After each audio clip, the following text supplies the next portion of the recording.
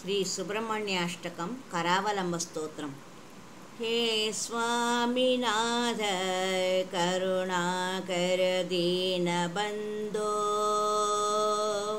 श्री पार्वती समुख पंकज पद्मबन्धो श्री सादिदेव गणपूजित पादपद्मा वल्लीसनाद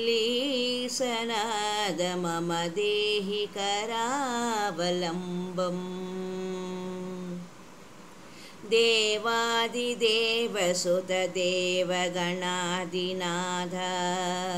देवेन्द्रवन्द्य मृदु पंकज मंजुपाद देवर्षि नारद मुनीन्द्र सुगीत कीर्ते वल्लीसनाद मम देहि करावलम्बम्।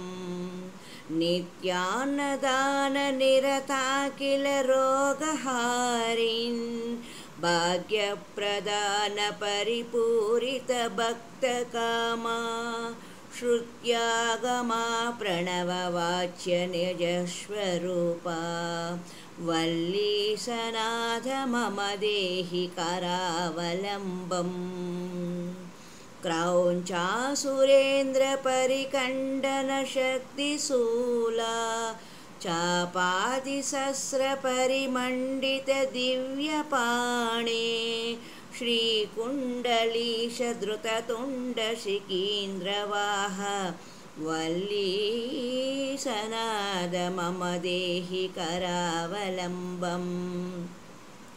देवादिदेवरदमण्डलमध्यमेत्य देवेन्द्रपीठनगरं दृढचापहस्तं सोरं निहत्य सुरकोटिभिरीड्यमान वल्लीसनाद मम देहि करावलम्बम्। हारादिरत्नमणियुक्तकिरीटहार केयूरकुण्डललसत्कवचाभिरामा हे वीरतारक जयामर बृन्दवन्द्य वल्लीसनाद मम देहि करावलम्बम्। पञ्चाक्षरादिमनुमन्त्रितगाङ्गतोयैः पञ्चामृतैः प्रमुदितेन्द्रमुखैर्मुनीन्द्रैः पट्टाभिषिक्तहरियुक्तपरासनाथ वल्लीसनाद मम देहि करावलम्बम्। श्रीकार्तिकेय करुणामृतपूर्ण दृष्ट्वा कामादिरोगकलुषीकृत दुष्टचित्तं सिक्त्वा तु मामवकलाधर कान्तकान्त्या वल्लीसनाद मम देहि करावलम्बम्। सुब्रह्मण्याष्टकं पुण्यं ये पठन्ति द्विजोत्तमाः ते सर्वे सूक्तिमायान्ति सुब्रह्मण्यप्रसादतः।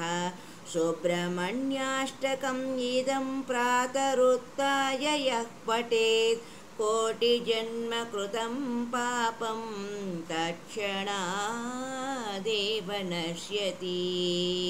ॐ शरवणभवाय नमः। ॐ शरवणभवाय नमः।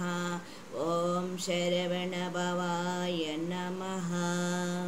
यदक्षरं पदभ्रष्टं मात्राहीनं तु यद्भवेत् तत्सर्वं क्षम्यतां देव। शरवणभवाय नमोऽस्तु ते।